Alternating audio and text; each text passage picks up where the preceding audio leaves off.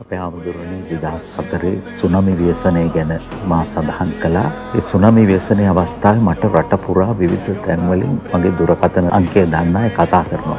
වසන්ත මහත්තයෝ අපි මේ හිර වෙලා ඉන්නේ. හෙලිකොප්ටරයක් එවන්න බැයි.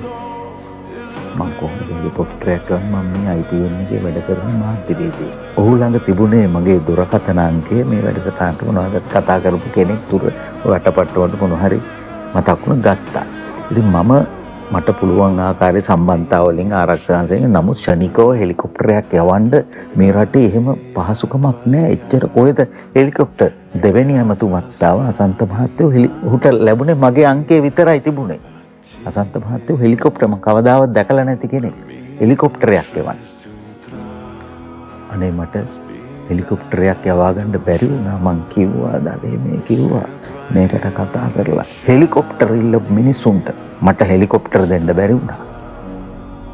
නමුත් ආයේ කවදාවත් මට අංකයෙන් දුරකථන ඇමතුමක් ලැබුණේ නැහැ.